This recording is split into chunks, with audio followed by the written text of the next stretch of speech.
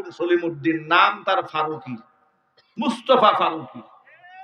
নাট্যকার, নাটক বানায়, সিনেমা বানায় এবং নাটক সিনেমার মধ্যে সুকৌশলে ইসলামের বিরোধিতা করে। হেফাজতে ইসলামের মুহতারাম সম্মানিত আমির যিনি ছিলেন শাইখুল ইসলাম আল্লামা শাহ আহমদ শফী রাহমাতুল্লাহি আলাইহি, নাব্বারাল্লাহু মারকাদাহু ওয়া জাআলাল জান্নাতা মাসওয়াহু। সকলেই বলেন আল্লাহুম্মা আমিন। এত বড় কিংবদন্তি আল্লাহর ওলিকে তেতুল হুজুর বলে আখ্যায়িত করেছিল এই মুস্তাফা ফারুকী।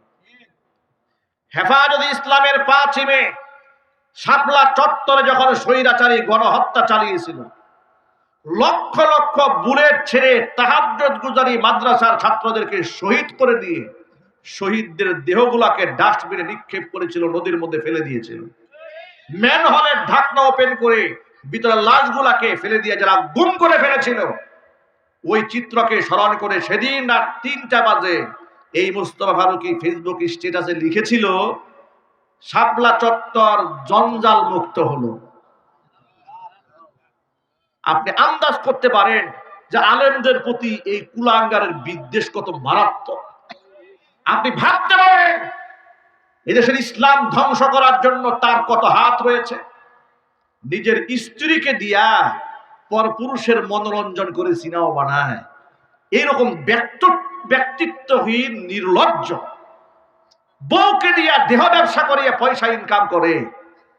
জুলাই আগস্টের বিপ্লবী এদের কোনো অবদান নাই, বরং এদের অবদান হচ্ছে বিগত 16 বছরে স্বৈরাচারীর পদলেহন করে, এমনকি মুজিববাদীকে লালন করে তারা ক্ষমতার সমস্ত স্বাদকে সাধন করেছে এবং কাফের বেঈমানদের গোলামি করেছে। গণ অভ্যুত্থানে যে রাষ্ট্র কায়েম হয়েছে, সেই রাষ্ট্রের উপদেষ্টা মণ্ডলী সদস্য এমন একটা কুলাঙ্গার হবে, এটা বাংলাদেশের মুসলমান কোনোদিন মানতে পারবেন না। কথা বলতে হবে, ঠিক কিনা বলে? ফিরাউনের চেয়েও কঠিন প্রতাপ এবং প্রভাবশালী দাবি করা, কর্মকাণ্ডের কোরআন এবং সুন্নাহ আলেম বিদ্বেষী প্রচন্ড প্রতাপশালী খোদাদ্রোহী এক নাস্তিক সরকারের পতন ঘটিয়ে কোরআন এবং সুন্নাহ থেকে স্বাধীন মন প্রাণ নিয়ে কথা বলার মতো পরিবেশ করে মুক্ত মঞ্চে হাজার মানুষের সামনে মাইক ওপেন করে দিয়ে গভীর রাতে মাইক ছেড়ে দিয়ে ডান বাম না তাকিয়ে আল্লাহর সন্তুষ্টি কল্পে খোলা মনে কোরআন সুন্নাহ থেকে আলোচনা করার, শোনার যে সুন্দর পরিবেশ আল্লাহ করে দিয়েছেন আমাদেরকে, সে মহান মনিবের প্রতি আপনারা খুশি না বেজার? কম না বেশি? উচ্ছ্বসিত কণ্ঠে খুশি মনে মন প্রাণ উজাড় করে আল্লাহ পাকের শেখানো ভাষায় শুকরিয়া আদায় করছি। জবান ছেড়ে দিয়ে সকলে একযোগে বলছি আলহামদুলিল্লাহ। রব্বানা লাকাল হামদ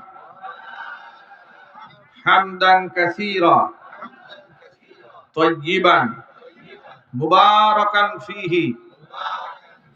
রব্বানা লাকাল হামদু কামা ইয়ানবাগি লিজালালি ওয়াজহিকা ওয়া আযীমি সুলতানিকা। আল্লাহ রাব্বুল আলামিন আজকের ওয়াজ মাহফিলকে কবুল করুন। চান্দরা দেওয়ানপাড়া মদিনাতুল উলুম মাদ্রাসাকে আল্লাহ তাআলা কিয়ামত পর্যন্ত কবুল করুন। মাদ্রাসার সমস্ত হাজাত আল্লাহ পাক তার গায়বে খাজানা থেকে মিটিয়ে দিন। অক্লান্ত পরিশ্রম করে এই জান্নাতের বাগান যারা সাজিয়েছেন, দূরদারাজ থেকে শোনার জন্য যারা এসেছেন, আজকের মাহফিলের ওসিলা করে আল্লাহ তাআলা সকলকে পরিপূর্ণ হেদায়েত নসিব করুন। অত্র এলাকার সমস্ত মুর্দেগানের কবরে আযাব আল্লাহ তাআলা কিয়ামত পর্যন্ত বন্ধ করে দিন। কাল হাসরের কঠিন ময়দানে এই আয়োজন আল্লাহ তাআলা আমাদের সকলের নাজাতের জারিয়া হিসেবে কবুল করুন। প্রিয় ভাইরা, আজকে আপনাদের সামনে গভীর রাতে আমি অনেক লম্বা কথা বলবো না, প্রেক্ষাপট নিয়ে কিছু কথা আপনাদের সামনে উপস্থাপন করতে চাই কোরআন এবং সুন্নাহ থেকে। আমি আপনাদের সামনে মেসেজ দিতে চাই, এদেশের আলেম ওলামা এবং তুলাবা তারা দেশ এবং রাষ্ট্রের বোঝা নয়, শত্রুও নয়। তারা রাষ্ট্রদ্রোহী কিংবা দেশদ্রোহীও নয়, বরং অনেকাংশেই তারা রাষ্ট্রের পরম হিতাকাঙ্ক্ষী এবং পরম বন্ধু। এই দেশ এবং জাতি যখন কোনো ক্রাইসিস মোমেন্টে পড়েছে, কোনো দুর্যোগ, দেশ এবং জাতি যে কোনো শত্রু দ্বারা আক্রান্ত হয়েছে, সে আক্রমণটা হয় বৈশ্বিক আক্রমণ হোক কিংবা প্রাকৃতিক দুর্যোগ হোক, সকল কিছুতেই এদেশের ওলামারা এবং তুলাবারা জনগণের পাশে, মানুষের পাশে থাকার ক্ষেত্রে প্রথম সারিতে ভূমিকা রেখেছে। রাষ্ট্রের সবচেয়ে কম সুবিধা ভোগ করে রাষ্ট্রকে সবচেয়ে বেশি সার্ভিস দ্বারা দিচ্ছে, তারা হচ্ছে এদেশের ওলামারা। একজন ব্যক্তি ডাক্তার যখন হয়, শুধু নিজের পকেটের টাকাই খরচ হয় না। রাষ্ট্র একজন ডাক্তার বানাতে গিয়ে রাষ্ট্রের কোষাগার থেকে অজস্র টাকা তাদের জন্য বরাদ্দ করে। কথা বলেন। একজন ইঞ্জিনিয়ার যখন সে শেষ করে, বুয়েট থেকে যখন পাস করে, তার পেছনে রাষ্ট্রের অজস্র টাকা বরাদ্দ থাকে। এরপরে ডাক্তার হওয়ার পরে জাতিকে তিনি সেবা দেন। একজন খেলোয়াড় যখন বিদেশে পারফর্ম করেন, যদি সেখানে তারা কোনো ভালো পারফরমেন্স দেখাতে পারেন, যদি কোনো ট্রফিকে জয় করতে পারেন, দেশের সুনাম হয়, সুখ্যাতি হয়। কিন্তু এমন একজন প্লেয়ার তৈরি করতে রাষ্ট্রের অনেক টাকা ব্যয় করতে হয়। আমরা বলি সাকিব আল হাসান অলরাউন্ডার প্লেয়ার, তাকে অলরাউন্ডার সে নিজে নিজে হয়নি, রাষ্ট্র তার পিছনে তাকে অলরাউন্ডার বানাবার পিছনে যে শেল্টার দিয়েছে, তার পিছনে রাষ্ট্র যে পরিমাণ ফান্ডিং করেছে, টাকা ব্যয় করেছে, তাকে যে সুযোগ সুবিধা দিয়েছে, এর আধা সুযোগ সুবিধা যদি এদেশের কোনো আলেমকে দেওয়া হতো, আলেম রাষ্ট্রের সেই টাকার ভুক্তভোগী হয়ে, সুবিধাভোগী হয়ে সাকিব আল হাসান দেশকে বিশ্ব পরিমণ্ডলে যতটুকু পরিচিতি করিয়েছে বা শ্রদ্ধার আসনে নিয়েছে, তার চেয়ে একজন আলেম কম পক্ষে শতগুণ বেশি শ্রদ্ধার আসনে একজন আলেম এই রাষ্ট্রকে পৌঁছে দিয়ে যেত।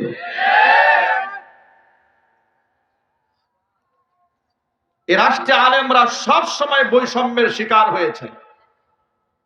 স্বাধীনতার 52 বছরে দাড়ি, টুপি, ইসলাম, তাহজিব, তামাদ্দুন এই দেশে লাঞ্ছিত হয়েছে, অপমানিত হয়েছে। কথা কি সত্য না মিথ্যা? 1970 সালে প্রতিষ্ঠিত জাহাঙ্গীরনগর ইসলামিক বিশ্ববিদ্যালয়, মুসলিম বিশ্ববিদ্যালয়, সেখানে 73 সনে দেশ স্বাধীন হওয়ার পরে জাহাঙ্গীরনগর মুসলিম বিশ্ববিদ্যালয় থেকে মুসলিম শব্দ বাদ দিয়ে শুধু জাহাঙ্গীরনগর বিশ্ববিদ্যালয় করা হলো। কারণ ইসলাম শব্দ মুসলিম শব্দের সাথে আছে ওদের অ্যালার্জি, বাদ দিয়ে দিল। কাজী নজরুল ইসলাম একাডেমি, ইসলাম বাদ দিয়ে নাম দিল কাজী নজরুল একাডেমি। এখানে ইসলাম বাদ। সংবিধানে বিসমিল্লাহির রহমানির রহিম, একটি 90 থেকে 95% মুসলিম অধ্যুষিত এই দেশে, এই রাষ্ট্র যে নীতিমালার উপর চলবে তার শুরুতে বিসমিল্লাহ থাকার দরকার আছে না নাই? বাদ দিয়ে দিল। বিশ্ববিদ্যালয়ের মনোগ্রামে রব্বি জিদনি ইলমা বাদ দিয়ে দিল। নবাব সলিমুল্লাহ মুসলিম হল ঢাকা বিশ্ববিদ্যালয়ে, সলিমুল্লাহ হল বানিয়ে দিল, মুসলিম শব্দ বাদ দিয়ে দিল। ইসলাম যেখানে ওদের অ্যালার্জি সেখানে, মুসলিম শব্দ যেখানে ওদের অ্যালার্জি সেখানে, দাড়ি টুপি যেখানে ওদের অ্যালার্জি সেখানে। মুক্তিযুদ্ধকে কেন্দ্র করে বাংলাদেশে যত নাটক হয়েছে, সিনেমা হয়েছে, যত মঞ্চ সাজিয়েছে 16 ডিসেম্বর উপলক্ষে, সমস্ত নাটকে, সিনেমাতে দাড়িকে ছোট করে উপস্থাপন করা হয়েছে। টুপিকে, আমার তো মনে হয় শিশুকালে তো আমরা অনেকেই সিনেমাতে দেখেছি, অনেক স্কুলে পড়েছি, বাংলা সিনেমার মধ্যে ওই যে ওরা 11 জন ছবি টবি হতো, মুক্তিযুদ্ধের ছবিগুলা দেখেছি, মনে আছে আমার এখনো। মানে প্রত্যেকটা ছবির মধ্যে, সিনেমার মধ্যে, নাটকে রাজাকার মানে রাষ্ট্রদ্রোহী, যারা স্বাধীনতা চায় না, স্বাধীনতার শত্রু, এ কথা বোঝাবার জন্য হাতিয়ার হচ্ছে মুখে দাড়ি, মাথায় তার টুপি, গায়ে তার জামা। আমার বুক ফেটে কান্না আসতো এই রাষ্ট্রের এই কার্যক্রম দেখে। আমি বহুবার প্রতিবাদ করেছি, যারা এগুলা করেছে ওদের মঞ্চেও প্রতিবাদ জানিয়েছি, বিনিময়ে যে ট্যাগগুলো খেয়েছি, এই সমস্ত অন্যায়ের প্রতিবাদ করার কারণে আমার উপর যে ট্যাগগুলো এসছে, যে আমি হলাম উগ্রবাদ, আমি হলাম মৌলবাদী, এরপর আমি হলাম জামাত, আমি হলাম শিবির, ব্যাস ট্যাগ দিয়ে আমাকে দমানোর কত চেষ্টা করেছে। একাধিক মামলাও দিয়েছে। 2018 সালে স্টেজের মঞ্চ থেকে নামিয়ে গ্রেফতার করে কারাগারে ঢুকেও দিয়েছে। কি মামলা দিয়েছে? মামলা দিয়েছে আমার পকেটে 16টা ককটেল পাওয়া গেছে, দিয়েছে মামলা। কি অপরাধ ছিল আমাদের, কি অন্যায়টা করেছিলাম আমরা? আমি আপনাদের কাছে বিনয়ের সাথে জানতে চাই, ওরা যে সারা জীবন সিনেমার মধ্যে দেখালো দাড়ি টুপিওয়ালারা ধর্ষক হয়, দেখায় নাই? একটু কথা বলেন না আপনারা, দেখায় নাই? এখন আপনারা বলেন, দেশ স্বাধীন হওয়ার আগে দাড়ি টুপিওয়ালারা যেমন ছিল, স্বাধীনতার সময় ছিল, আজও বাংলাদেশে দাড়ি এবং টুপিওয়ালারা আছে না নাই? প্রশ্ন হলো, বিশ্ববিদ্যালয়ের ধর্ষণের সেঞ্চুরি দাড়িওয়ালারা করে না দাড়ি ছাড়ারা করে? তো তোমরা নাটকে দাড়িওয়ালাদেরকে ধর্ষক দেখাও কেন? আপনারা বলেন, মাদ্রাসার ছাত্ররা তলোয়ার নিয়ে, বন্দুক নিয়ে, রাইফেল নিয়ে, হকি স্টিক নিয়ে, চাইনিজ কোরআন নিয়ে ধাওয়া পাল্টা ধাওয়া করে মানুষ খুন করেছে, কিংবা মাদ্রাসা অনির্দিষ্টকালের জন্য বন্ধ হয়েছে, এমন একটি ঘটনা এই দেশের ইতিহাসে আছে? জোরে আওয়াজে বলেন। এরপরেও তারা বানিয়েছে যে কওমি মাদ্রাসা হচ্ছে জঙ্গি তৈরির কারখানা। কিন্তু বিশ্ববিদ্যালয়ে যারা অস্ত্রের ঝঞ্ঝানি দেখায়, বিশ্বজিতের মতো হিন্দুকেও শিবির বলে প্রকাশ্যে কুপায়ে যারা হত্যা করে, দেশ স্বাধীন হওয়ার পরে বিশ্ববিদ্যালয়ে এই সোনার ছেলেদের হলগুলাকে যখন সার্চ করা হয়েছে, টর্চার সেল পাওয়া গেছে। টর্চার সেলের মধ্যে কি পাওয়া গেল? হকি স্টিক পাওয়া গেল, পিস্তল পাওয়া গেল, রামদা পাওয়া গেল, কুরআন পাওয়া গেল, চাইনিজ কুরআন পাওয়া গেল। এগুলা দিয়ে তারা মানুষদেরকে কষ্ট দিত। তারা ছিল সোনার ছেলে, আর আলেমরা ছিল জঙ্গি। কথা বলেন। যারা এতগুলো মানুষ হত্যা করেছে, ওদের কয়জনের নামে জঙ্গি মামলা হয়েছে আপনারা বলেন? কিন্তু কত দাড়ি টুপিওয়ালাদেরকে জঙ্গি বলে মিথ্যা মামলা দিয়ে বছরের পর বছর কারারুদ্ধ করে রেখেছে, তার হিসাব একমাত্র আল্লাহ পাকই ভালো জানেন। কত আলেমকে তারা গুম করেছে, খুন করেছে, ফাঁসির কাস্টে ঝুলিয়ে হত্যা করেছে। যদি বলতে হবে ঠিক কিনা বলে? আলেমদেরকে রাষ্ট্রের শত্রু বানিয়ে দিয়েছিল। বাংলাদেশের শ্রেষ্ঠতম 116 জন আলেমের নামের তালিকা বানানো হয়েছিল সাবেক বিচারপতি কালা মানিকের নেতৃত্বে। তুরিন আফরোজ এবং কালা মানিক এরা আলেমদের ব্ল্যাক লিস্ট করে দুদকে জমা দিয়েছিল যে এদেরকে একটু তদন্ত করে দেখা হোক এরা কেমন দুর্নীতিগ্রস্ত। আর এরা হচ্ছে ফেরেশতা। এমনই ফেরেশতা, বেচারা পালাতে গিয়া, ভিক্ষুকের মতো পালাতে গিয়া বলে 70 লাখ টাকা ছিল, টাকাও দিছে, পিটাও দিছে। জোর বলতে হবে ঠিক কিনা বলেন? সারা জীবন আলেমদেরকে জঙ্গিবাদ বললো এ জাতি। ওদের এই জঙ্গিবাদের এই ট্যাবলেট ওরা তো ফ্রি বিক্রি করেছে মিডিয়ার মাধ্যমে, কিন্তু কেউ গিলে নাই, কেউ খায় নাই। জাতি ভালো করে জানতো আসল সন্ত্রাসী কারা, আসল জঙ্গি কারা।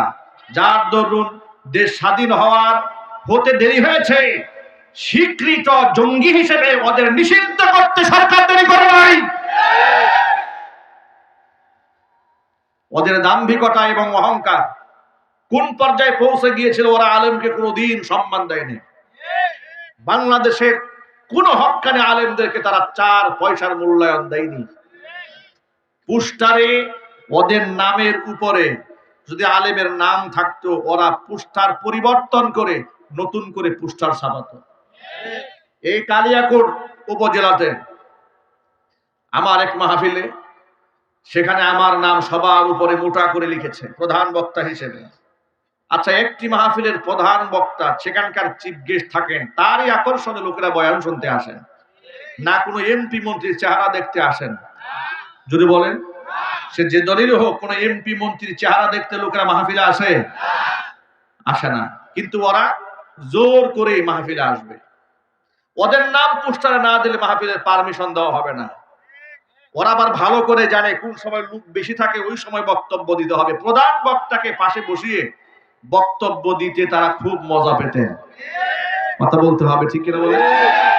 আমার মাহফিল কর্তৃপক্ষ আমাকে ফোন করে বললেন, হুজুর ঝামেলা একটা হয়েছে। কি হয়েছে? আপনার নাম তো সবার উপরে দিয়েছি, মন্ত্রী বাহাদুরের নাম দিয়েছি আপনার নিচে, ওর চেলা চামুন্ডারা আসছে, এসে বলছে পোস্টার চেঞ্জ করতে হবে, না হয় মাহফিল বন্ধ। কেন? মন্ত্রীর নাম কেন হুজুরের নামের নিচে? হুজুরের নাম নিচে নামাও, মন্ত্রীর নাম উপরে উঠাও। আহারে কি চরিত্র এদের, দেখেছেন আপনারা? কি আখলাকওয়ালা, কি চরিত্রওয়ালা। আর সেই মন্ত্রীর ব্যাপারে কয়েকদিন আগে সিনেমার এক নায়িকা ইউটিউবার সাংবাদিকদেরকে বলছে, উনি লন্ডন থেকে আমাকে ভিডিও কল দিয়েছে, ভিডিও কল দিয়ে সরাসরি প্রেমের প্রস্তাব দিয়েছে। যাদের চরিত্রের কোনো বালাই নাই, আলেমদের নামের উপর নাম থাকার জন্য লালায়িত কত। আল্লাহ রাব্বুল আলামিন আলেমদের শান মান বাড়িয়েছেন, লাঞ্ছনা গঞ্জনা ওদের কাদের উপরে এমন ভাবে চাপিয়ে দিয়েছেন, আল্লাহ রাব্বুল আলামিন এমন অপমানিত ওদেরকে করেছেন, জাতির সামনে মুখ দেখাবার মতো কোনো সাহস ওদের নাই। আলেমদেরকে তারা রাষ্ট্রের শত্রু বানিয়ে দিয়েছিল। প্রিয় ভাইয়েরা আমার, আল্লাহর কোরআন থেকে শোনায় আপনাদেরকে, আল্লাহ পাক বলছেন, ইয়ারফাইল্লাহুল্লাযীনা আমানু মিনকুম ওয়াল্লাযীনা উতুল ইলমা দারাজাত। নিশ্চয় যারা ঈমানদার তাদের সম্মান আমি আল্লাহ বৃদ্ধি করে দেব। ওয়াল্লাযীনা উতুল ইলমা দারাজাত, যাদেরকে ইলম দান করা হয়েছে, আলেমদের সম্মান আমি আল্লাহ তাআলা উপরে উঠিয়ে দেব। আল্লাহ কি মিথ্যা ওয়াদা করেন নাকি? আলেমদের কত সম্মান দেখেন। আমি নিজে দেখেছি, আমি যখন জেলখানায় থেকেছি, লোকেরা আমাদের জন্য রোজা মান্নত করেছে। আদালতে যখন হাজির করা হতো, অসংখ্য লোকদের চোখের পানি টলটল করতে আমরা দেখেছি। তারা ফটকে চেনা নাই জানা নাই, দেশের বিভিন্ন প্রান্ত থেকে লোকেরা আমাদের সাথে দেখা করতে এসে চোখের পানি দিয়ে বুক ভাসায় ফেলত, আর কান্না করত। এত মহাব্বত আলেমদেরকে মানুষ করেছে একমাত্র কোরআনের জন্য। আর সেই সমস্ত আলেমদেরকে তারা মৌলী বা মৌলবাদ, জঙ্গিবাদ, রাজাকার, আল বদর, আল শাম, উস্কানি জাতা এমন কথা বলে বলে মানুষের সামনে তারা হেয় প্রতিপন্ন করার চেষ্টা করেছে। আল্লাহর কোরআনের বিধিবিধান নিয়ে তারা ষড়যন্ত্র করেছে। এমনকি বিশ্ববিদ্যালয়গুলোর মধ্যে একেবারে অশ্লীলতা, বেহায়াপনা, অবলীলায় হয়েছে, কোনোদিন তারা বাধা দেয় নাই। কিন্তু রমজান মাসে কোরআন তেলাওয়াত করার অপরাধে মুসলিম দেশে তাদেরকে বাধা দেওয়া হয়েছে। গত রমজান মাসে হিন্দুদের হোলি উৎসব হয়েছে ঢাকা বিশ্ববিদ্যালয়ে, কোনো অসুবিধা হয় নাই। কিন্তু রমজান মাসের ইফতার পার্টি মুসলমান ছাত্র ছাত্রীদেরকে বিশ্ববিদ্যালয় হলের মধ্যে করতে দেওয়া হয় নাই।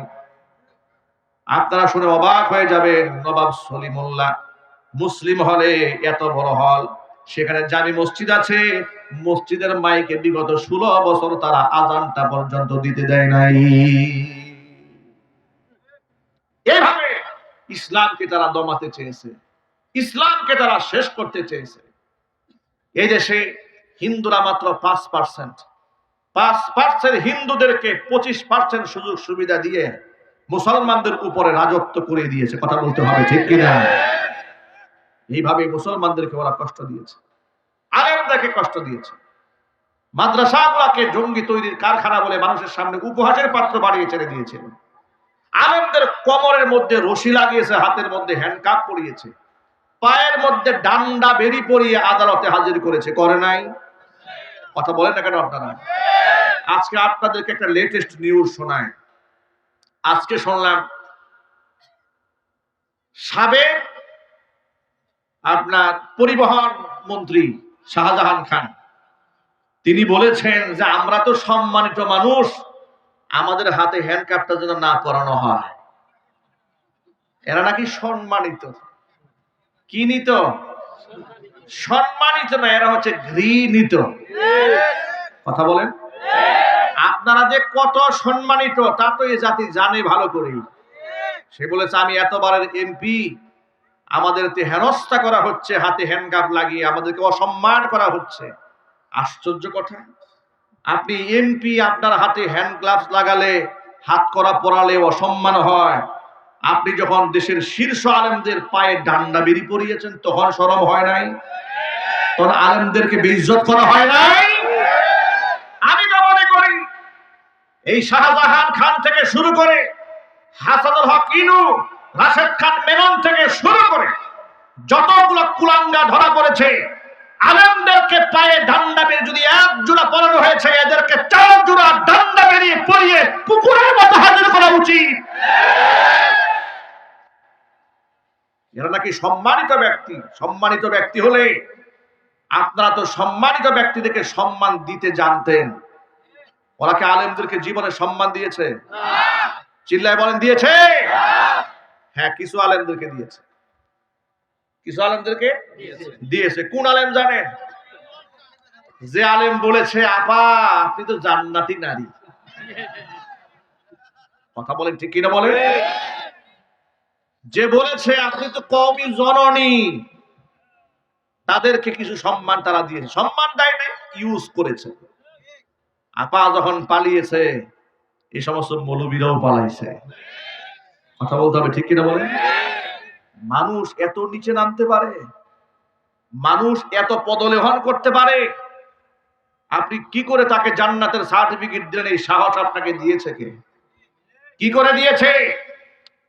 শত শত আলেম কারাগারে বন্দী, আর আপনি তার জেলখানা থেকে এখনো পর্যন্ত অসংখ্য আলেমরা কারাগারের ভিতরে আছে, স্বৈরাচারী আটকায় রেখেছে, আর আপনি বাহির থেকে বেহেশতের সার্টিফিকেট দিয়ে দিচ্ছেন। কি বাইতুল মোকাররমে খতিব হওয়ার জন্য?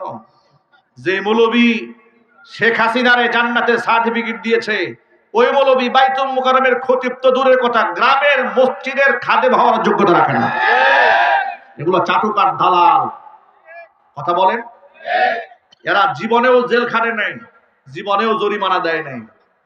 মনে রাখবেন, হক্কানি আলেমরা জেল খেটেছে আল্লাহর কোরআনের জন্য, ইসলামের জন্য। কথা বলেন ঠিক কিনা বলেন? এই যে আজকে বাচ্চারা এখানে জানাজার নামাজের দৃশ্য দেখিয়েছে, আল্লাহু আকবার। ছোট্ট ছোট মাসুম বাচ্চারা, বেগুনাহ, বেহেশতের ফুল মনে হচ্ছিল আমার কাছে। মনে হচ্ছে এক একটা জান্নাতের পাখি। বেগুনাহ মাসুম বাচ্চাগুলাকে শিশুবেলা থেকে হাতে খড়ি করে কিভাবে জানাজার নামাজের দোয়াগুলো বিশুদ্ধভাবে পাঠ করতে হয় আপনাদের সামনে জনসম্মুখে তারা দেখিয়ে দিয়েছে। এগুলা হচ্ছে মাদ্রাসাগুলোর অবদান। ঠিক কিনা বলেন? এগুলা মাদ্রাসাগুলোর অবদান। এখান থেকে এই অবদান তারা শিখে কি করেছে বাস্তব জীবনে শোনায় আপনাদেরকে। দেশে যখন করোনায় মহামারী দেখা দিল, করোনাকালীন সময়ে যখন বাবার লাশ পড়ে আছে, ছেলের লাশকে স্পর্শ করে না, স্বামীর লাশ ঘরে পড়ে আছে, স্ত্রী ধরে না। নোয়াখালী লক্ষ্মীপুরের দিকে নিচতলা স্বামীর লাশ পড়ে আছে, স্ত্রী দোতলায় বসবাস করে, ভয়ে স্বামীর কাছে যায় না।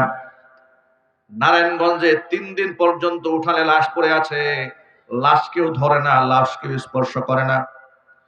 71 টেলিভিশনে আলোচনা করা হলো, যেহেতু করোনা রোগে আক্রান্ত হয়ে মানুষ মারা গেলে তাকে স্পর্শ করলে যে ধরবে তার জার্ম এবং জীবাণুতে তাকে খেয়ে ফেলবে, সুতরাং লাশগুলাকে আগুন দিয়ে পুড়াই দেওয়া হোক। নাউজুবিল্লাহ বলেন। মুসলমানের লাশ কি আগুনে পুড়া দেওয়া যেতে পারে বলেন? আলেম ওলামারা বললেন মোটেও হতে পারে না। এটা প্রতিবাদ জানালেন। করোনা রোগে আক্রান্ত লাশগুলাকে তোমরা নাও যদি ধরো, নাও যদি ছও, নাও যদি স্পর্শ করো, গোসল তোমরা নাও করাও, আমাদেরকে বলো, আমরা আলেমরা জীবনের ঝুঁকি নিয়ে তাদেরকে গোসল করাবো, কাফন পরাবো। উলামারা ওই সময়ের দায়িত্ব নিয়ে জীবনের ঝুঁকি নিয়ে গোসল করিয়েছে, কাফন পরিয়েছে, কবরে মাদফুন করেছে। আল্লাহর কসম করে বলি, একজন আলেমও যারা মানুষের সেবায় আত্মনিয়োগ করেছিলেন কোন আক্রান্ত হয় নাই। তাহলে এমন ক্রাইসিস মোমেন্টে জাতির পাশে কারা দাঁড়িয়েছে জোরে বলেন? না শাহরিয়ার কবিরা দাঁড়িয়েছিল? কারা দাঁড়িয়েছিল বলেন? আলেমরাই দাঁড়িয়েছিল। কিছুদিন আগে নোয়াখালী, লক্ষ্মীপুর, কুমিল্লা পুরা বন্যায় যখন প্লাবিত হয়ে গেল, হঠাৎ করে পানি এসেছে, আমাদের বন্ধু নামক চরম শত্রু ভারত যখন পানি ছেড়ে দিল, কারণ ভারতের মতো বন্ধু যারা আছে পৃথিবীতে তার শত্রু না থাকলেও চলবে, পানি ছেড়ে দিয়ে আমাদেরকে মারতে চাইলো। আলেমরা রাতারাতি মসজিদ থেকে চান্দা কালেকশন করে করে গাড়ি ভরে ভরে মানুষের জন্য তারা ত্রাণ নিয়ে গেল। শুধু আলেমরা যায় না, অন্যান্য সংগঠনে গেছে, তাদের জন্য আমাদের দোয়া ভালোবাসা আছে। কিন্তু সমস্ত সংগঠনের লোকেরা মিলে যতটুকু মানুষের জন্য করতে পেরেছে, এক আস-সুন্নাহ ফাউন্ডেশনের নেতৃত্বে, আহমদুল্লাহর নেতৃত্বে আস-সুন্নাহ ফাউন্ডেশন তার চাইতে কয়েকশো গুণ বেশি করেছে। আলেমদের প্রতি এদেশের মানুষের ভালোবাসা নাই কে বলেছে? তোমরা আলেমদেরকে মৌলবাদ বলতে পারো, কিন্তু মানুষের হৃদয় রাজ্যের বাদশা হচ্ছে উলামায়ে কেরাম। যার দরুন তোমরা মরে গেলে মাইকিং করে লোক খুঁজে পাও না, আর আলেমদেরকে মারা গেলে তোমরা বাধা দিয়াও লোক ঠেকায় রাখতে পারো না। এই হচ্ছে পার্থক্য। আলেমদের অবদানটা দেখেন। আস-সুন্নাহ ফাউন্ডেশনের মাধ্যমে শেখ আহমদুল্লাহর নেতৃত্বে শত কোটি টাকার দান পৌঁছে গেছে। সুবহানাল্লাহ বলবেন না? মানুষের বিশ্বাসের জায়গা আলেম কোথায় গিয়ে দখল করে বসে আছে? কোথায় শাহরিয়ার কবির, কোথায় শামসুদ্দিন মানিক, কোথায় বিচারপতি কালা মানিক, কোথায় তুরিন আফরুজ, কোথায় এরা, কোথায় রাশেদ খান মেনন, কোথাকার কোন বুদ্ধিজীবী, আর কোথায় একজন আলেম? সুবহানাল্লাহ বলবেন না? এ রাষ্ট্রের জন্য ওদের কি অবদান আছে? এই রাষ্ট্রের জন্য এই দেশের বুদ্ধিজীবীদের কি অবদান আছে? প্রাসঙ্গিক ছোট্ট করে একটা কথা বলি। জুলাই আগস্টের বিপ্লবেও এদেশের আলেমদের সীমাহীন ভূমিকা আছে। আলেমরা তো শুধুমাত্র জুলাই আগস্টের বিপ্লবে শামিল হয় নাই, বিগত 16টি বছর আলেমরা স্বৈরাচারীর বিরুদ্ধে বাক জিহাদের মধ্যে আত্মনিয়োগ করেছিলেন। যার দরুন তারা শত শত আলেম জেল খেটেছেন, জরিমানা দিয়েছেন। কথা কি সত্য না মিথ্যা? নিশ্চয়ই সত্য। তাহলে এই স্বৈরাচারীর পতনে আলেমদের ভূমিকা আছে না নাই? আরো চিৎকার দিয়ে বলতে পারছে না নাই? বড় দুঃখ নিয়ে একটা কথা বলি, অসংখ্য আলেম ওলামা তুলাবা স্কুল কলেজ ইউনিভার্সিটির ছাত্রদের রক্তের বিনিময়ে দেশ স্বাধীন হলো এবং অন্তর্বর্তীকালীন সরকার গঠিত হয়ে গেল। সেই অন্তর্বর্তীকালীন সরকারের প্রতি এদেশের মানুষের ব্যাপক প্রত্যাশা। মানুষের এক নাম্বার প্রত্যাশা হচ্ছে, যারা পাখির মতো গুলি করে মানুষদেরকে হত্যা করেছে, প্রত্যক্ষ কিংবা পরোক্ষভাবে যারা জড়িত আছে, একটাকেও যেন ছাড় দেওয়া না হয়। দ্রুত ট্রাইব্যুনালে বিচার কার্যকর করে সবগুলাকে যেন ফাঁসির দণ্ডে ঝুলায় দেওয়া হয়। এই প্রত্যাশা আপনাদের আছে না? কার কার আছে? তো হাত দেখি তো আমি।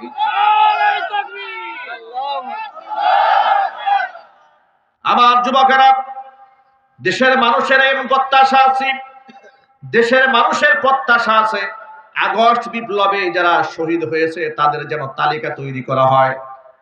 ঠিক কিনা বলেন? তাদেরকে যেন প্রণোদনা দেওয়া হয়, অনুদান দেওয়া হয়। কারণ তারা হচ্ছে এই স্বাধীনতার জন্য তারা জীবন দিয়েছে, তারা হচ্ছে আসল মুক্তিযোদ্ধা। ৭১ যারা স্বাধীনতা বিরোধী ছিল তারা যদি রাজাকার হয়, তাহলে 2024 সালের স্বাধীনতা বিরোধী যারা ছিল তারা কিন্তু আরো ডাবল রাজাকার। এগুলা ডিজিটাল রাজাকার। ডিজিটাল রাজাকারের বাংলার জমিনে রাজনীতি করার কোনো অধিকার নাই। ধর্ম উপদেষ্টা একজন আলেম হয়েছেন, হৃদয় আমাদের শান্ত হয়েছে। কিন্তু আমাদের প্রশ্ন হলো, আলেমরা রক্ত দিয়েছে, সাধারণ ছাত্র রক্ত দিয়েছে, উপদেষ্টা মণ্ডলীর সদস্য একমাত্র তারাই হকদার যারা এই জুলাই আগস্টের বিপ্লবে যারা জিহাদে শামিল হয়েছিলেন, জোরে বলেন ঠিক কিনা।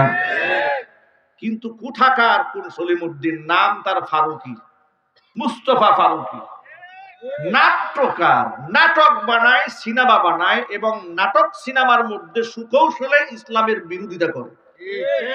হেফাজতে ইসলামের মুহতারাম সম্মানিত আমির যিনি ছিলেন শাইখুল ইসলাম আল্লামা শাহ আহমদ শফী রাহমাতুল্লাহি আলাইহি নব্বারাল্লাহু মারকাদাহু ওয়া জাআলাল জান্নাতা মাসওয়াহু, সকলেই বলেন আল্লাহুম্মা আমিন। এত বড় কিংবদন্তি আল্লাহর ওলিকে তেতুল হুজুর বলে আখ্যায়িত করেছিল এই মুস্তাফা ফারুকী। হেফাজতে ইসলামের ৫ মে শাপলা চত্বরে যখন স্বৈরাচারী গণহত্যা চালিয়েছিল, লক্ষ লক্ষ বুলেট ছেড়ে তাহাজ্জুদ গুজারি মাদ্রাসার ছাত্রদেরকে শহীদ করে দিয়ে শহীদদের দেহগুলাকে ডাস্টবিনে নিক্ষেপ করেছিল, নদীর মধ্যে ফেলে দিয়েছিল। ম্যানহোলের ঢাকনা ওপেন করে ভিতরে লাশগুলাকে ফেলে দিয়ে যারা গুম করে ফেলেছিল, ওই চিত্রকে স্মরণ করে সেদিন রাত ৩টা বাজে এই মুস্তাফা ফারুকী ফেসবুক স্ট্যাটাসে লিখেছিল, শাপলা চত্বর জঞ্জাল মুক্ত হলো। আপনি আন্দাজ করতে পারেন যে আলেমদের প্রতি এই কুলাঙ্গারের বিদ্বেষ কত মারাত্মক। আপনি ভাবতে পারেন এদেশের ইসলাম ধ্বংস করার জন্য তার কত হাত রয়েছে। নিজের স্ত্রীকে দিয়া পরপুরুষের মনোরঞ্জন করে সিনেমা বানায়, এইরকম ব্যক্তিত্বহীন নির্লজ্জ বউকে দিয়া দেহ ব্যবসা করিয়ে পয়সা ইনকাম করে। জুলাই আগস্টের বিপ্লবী এদের কোনো অবদান নাই, বরং এদের অবদান হচ্ছে বিগত 16 বছরে স্বৈরাচারীর পদলেহন করে, এমনকি মুজিববাদীকে লালন করে তারা ক্ষমতার সমস্ত স্বাদকে সাধন করেছে এবং কাফের বেঈমানদের গোলামি করেছে। গণ অভ্যুত্থানে যে রাষ্ট্র কায়েম হয়েছে, সেই রাষ্ট্রের উপদেষ্টা মণ্ডলীর সদস্য এমন একটা কুলাঙ্গার হবে, এটা বাংলাদেশের মুসলমান কোনোদিন মানতে পারবেন না। কথা বলতে হবে, ঠিক কিনা বলে?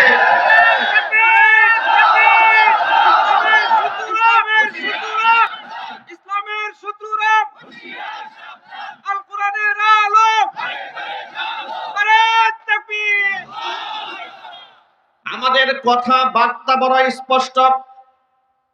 এদেশের মানুষ যদি আওয়ামী জাহিলিয়াতকে মোকাবেলা করতে পারে জীবন দিয়ে, রক্ত দিয়ে, অন্তর্বর্তীকালীন সরকারের প্রতি আমাদের স্পষ্ট বার্তা হলো, এই কুলাঙ্গার যে ব্যক্তি আলেমদেরকে তেতুল হুজুর বলে গালি দিয়েছে, আলেমদের বিদ্বেষ অন্তরে পোষণ করে, ইসলামিক কালচারের বিরুদ্ধাচরণ করে, সিনেমা নাটকে সুকৌশলে দাড়ি এবং টুপিকে যেই ব্যক্তি অপমান করে, আমি আপনাদের কাছে জানতে চাই, এমন ব্যক্তি এই রাষ্ট্রের কি উপদেষ্টা হতে পারে? আরো জোরে বলেন, পারে? তাকে ঘাড় ধাক্কা দিয়া একে উপদেষ্টা পরিষদ থেকে বাদ দিতে হবে। এই প্রস্তাবে রাজি আছেন কারা কারা? দু হাত দেখতে চাই। যদি বাদ নেওয়া না হয়, যদি বাদ না দেওয়া হয়, ছাত্রদের নেতৃত্বে, উলামাদের নেতৃত্বে, যদি হেফাজতে ইসলামের নেতৃত্বে কোনো আহ্বান আসে, তাহলে জুলাই আগস্ট বিপ্লবে যেভাবে আমরা একাকার হয়ে ঝাঁপিয়ে পড়েছিলাম, এই সমস্ত কুলাঙ্গারদেরকে রাষ্ট্রের পথ থেকে সরাই দেওয়ার জন্য আমরা আবার একাকার হয়ে যেতে চাই। রাজি আছেন কারা কারা? দু হাত দেখতে চাই। আল্লাহ তুমি আলেমদেরকে এবং এদেশের সাধারণ মানুষদেরকে ইসলামের স্বার্থে, দ্বীনের স্বার্থে, রাষ্ট্রের স্বার্থে এক বানাইয়া দাও। জোরে করে আল্লাহুম্মা আমিন। হাত নামান। সাংস্কৃতিক উপদেষ্টা, সাংস্কৃতিক মন্ত্রী যদি বানাতে মনে চায়, কবি মুহিব খানকে বানান। ঠিক কিনা বলেন? এদেশে কি জ্ঞানী গুণী মানুষের অভাব পড়েছে নাকি?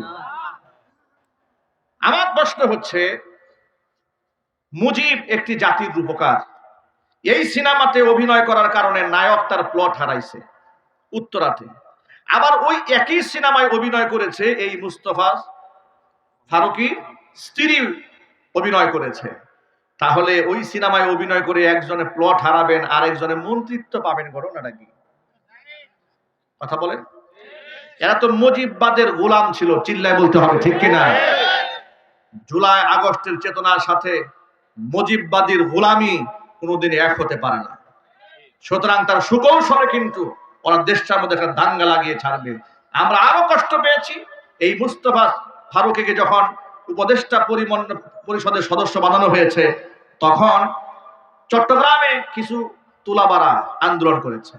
সেখান থেকে নাকি 5 জন ছাত্রকে পুলিশ গ্রেফতার করেছে। আহারে চান্দু, এদেশে যারা হত্যা করেছে, অসংখ্য মানুষকে খুন করেছে, গুম করেছে, তাদেরকে এখনো পর্যন্ত তোমরা অ্যারেস্ট করতে পারো নাই। কথা বলে না কেন? যারা মানুষ খুন করেছে এরা অবলীলায় ঘুরে বেড়াচ্ছে, এরা মিছিল করে, মিটিং করতে চায়, এদেরকে গ্রেফতার করতে পারো নাই। আর মুস্তফা ফারুকের মতো একটা নিকৃষ্ট লোকের বিরুদ্ধে রাস্তায় দাঁড়িয়েছে, তোমরা তাদেরকে অ্যারেস্ট করেছো, গ্রেফতার করেছো। মনে রেখো, হাসিনার মতো এমন স্বৈরাচারীকে যদি এদেশের মানুষ পিটা দিয়া দেশান্তরিত করতে পারে, তোমরা এই জাতির বিরুদ্ধে দাঁড়াতে যেও না, তাদের সেন্টিমেন্ট নিয়ে খেলতে যেও না, তাহলে পিটা তোমাদেরকেও খেতে হবে। আলেমদের কত অবদান এই রাষ্ট্রে দেখেন। আগে কোন সুবহানাল্লাহ, আগে বলেন আলহামদুলিল্লাহ।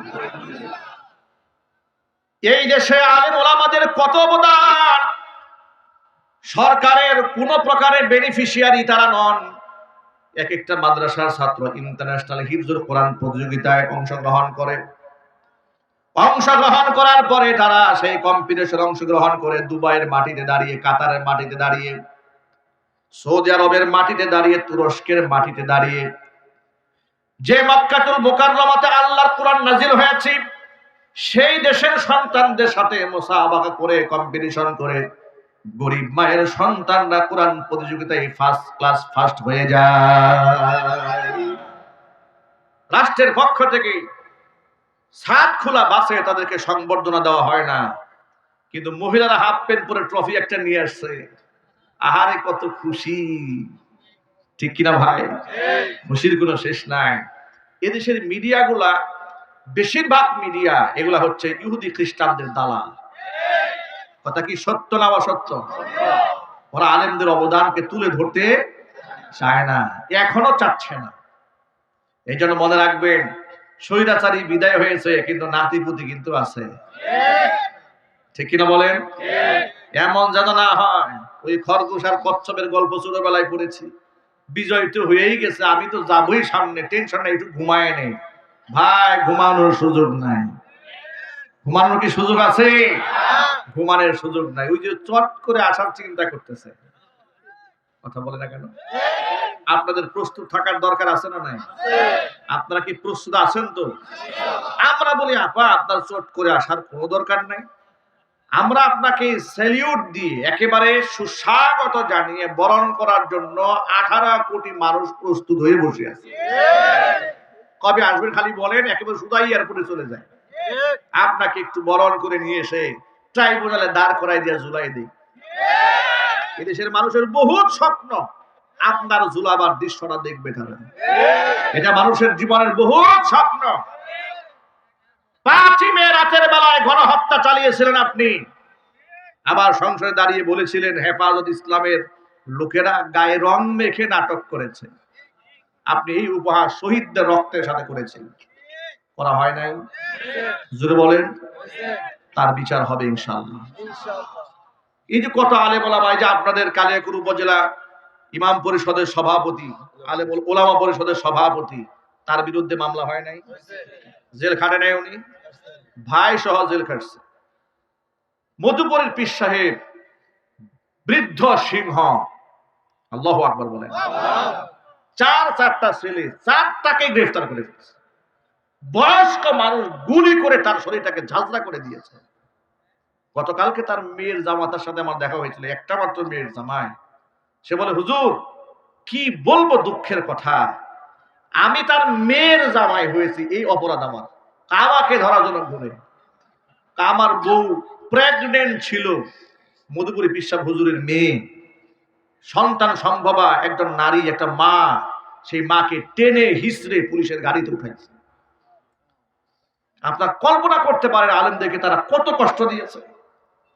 আমার মতো মানুষ গাজীপুরে আমার বাসায় আমাকে থাকতে দেয় নাই। যে বাসায় ভাড়া থাকতাম, পুলিশ পাঠিয়ে বলেছে মাদারি সাহেব এই বাসায় আসলে বাড়িওয়ালাকে বলেছে আপনি সহ মামলা খাবেন। আমার ঘরটাকে তছনছ করে দিয়েছে। আমাকে বুটবাজার কেন্দ্রীয় মসজিদে এত বছর নামাজ পড়িয়েছি, সারা অঞ্চল থেকে লোকেরা ভিড় জমাইছে মসজিদে, বিদায় নেওয়ার জন্য একটা জুমাই খুতবা বিদায়ের জন্য চেয়েছিলাম, সেই সুযোগটা আমাকে দেয় নাই। তারা বলেছে যে না, আপনি বিদায় নিতে গেলে একটা হাঙ্গামা হয়ে যাবে, বিদায় নিতে দেওয়া হবে না, নামাজে ঢুকলে গ্রেফতার, আপনি আপনি যেতে পারবেন না মসজিদে, রেড অ্যালার্ট দিয়ে দিয়েছে। আপনার কল্পনা করতে পারে আমাদের শারীরিকভাবে, মানসিকভাবে আমাদের উপর, আমাদের পরিবারের উপর কেমন টর্চারটা তারা করেছে, কি অপরাধ করেছিলাম আমরা। চুরি ডাকাতি করেছিলাম, জেনা বদমাশি করেছিলাম, রাষ্ট্রের টাকা বিদেশে পাচার করেছিলাম। 16 বছরে 93 বিলিয়ন মার্কিন ডলার যারা পাচার করেছে তাদের মধ্যে কি আমরা ছিলাম? চিল্লায় বলেছিলাম। তাদের মধ্যে যারা ছিল সব লেজ গুটিয়ে পালিয়েছে। দেশপ্রেমিকরা পালায় না, দেশপ্রেমিকরা ফাঁসির কাস্টে ঝুলতে জানে, মরতে জানে, কিন্তু পালাতে জানে না। যারা পালায় আল্লাহর কসম তারা দেশপ্রেমিক নয়, তারা রাষ্ট্রের শত্রু, এদেশের মুসলমানদের শত্রু। কথা বলেন ঠিক কিনা বলে? ওরা আমাদেরকে তিল তিল করে কষ্ট দিয়েছে। এখন আগামীর জন্য আপনাদের প্রতি আমার আহ্বান, যে দেশ এবং রাষ্ট্রে আলেমদের এত অবদান আছে, সেই দেশে আগামীতে আলেমদের নেতৃত্বে এই দেশ গড়া হবে ইনশাআল্লাহ। ইনশাআল্লাহ বলেন। আগামী থেকে কোনো বেনামাজির কাছে গিয়ে মাহফিলের পারমিশন চাওয়া হবে না। কোনো বেনামাজিকে মসজিদের নেতৃত্বে আর আনতে দেওয়া হবে না। আগামীর সংসদ হবে কোরআনের সংসদ। আলেমদের নেতৃত্বে দেশ এবং রাষ্ট্র এগিয়ে যাবে। এই জন্য যে আসন থেকে আলেমরা আসবে, ভালোবাসা দিয়ে রাষ্ট্রকে গঠন করার জন্য আলেমদেরকে মাথায় তুলে নিতে হবে। প্রস্তুত আছেন কিনা দুহাত দেখতে চাই।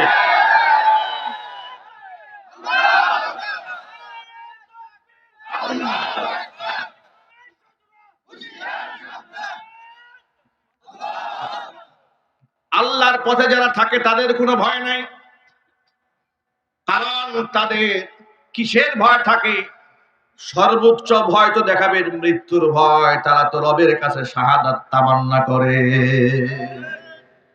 যারা আল্লাহর পথে চলে, আল্লাহর কথা বলে, আল্লাহকে ভালোবেসে সপেছে জীবন, তাদের কিসের ভয়?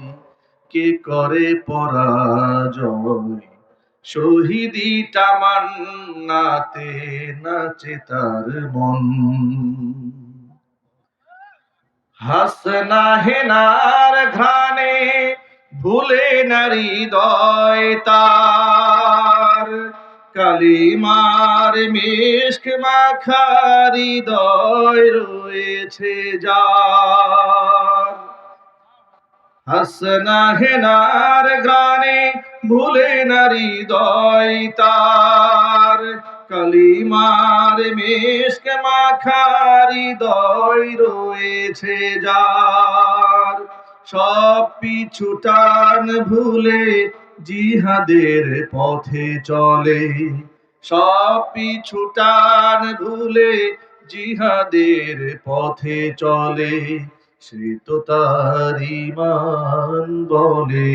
যারা আল্লাহর পথে চলে, আল্লাহর কথা বলে, আল্লাহকে ভালোবেসে সপেছে জীবন, তাদের কিসের ভয়? কে করে পরাজয়? শহীদি তামান্নাতে নাচে তার মন।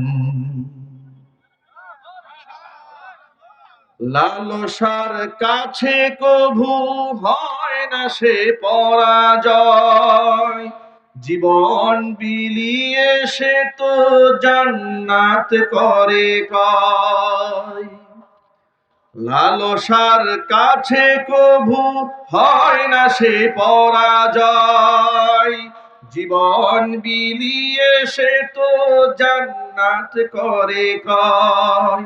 মৃত্যুর মুখোমুখি দাঁড়িয়েও যারা সুখী, মৃত্যুর মুখোমুখি দাঁড়িয়েও যারা সুখী, এসো আজ তাদের দলে। যারা আল্লাহর পথে চলে, আল্লাহর কথা বলে, আল্লাহকে ভালোবেসে সপেছে জীবন, তাদের কিসের ভয়? কি করে পরাজয়, শহীদি তামান্নাতে নাচে তার মন। আল্লাহ সুবহানাহু ওয়া তাআলা আলেমদের অবদানকে স্বীকার করে আলেম ওলামাদের নেতৃত্বে একটি সুন্দর বাংলাদেশ গড়ার তৌফিক আল্লাহ তাআলা আমাদেরকে দান করুন। আল্লাহ রাব্বুল আলামিন এতক্ষণ পর্যন্ত আপনাদের সামনে যে কথাগুলো আমি বলেছি, সবার আগে আমাকে, পরে আমার ভাইদেরকে, মা বোনদেরকে সকলকে আমল করার তৌফিক দান করেন। সকলে জুড়ে বলুন আল্লাহুম্মা আমিন।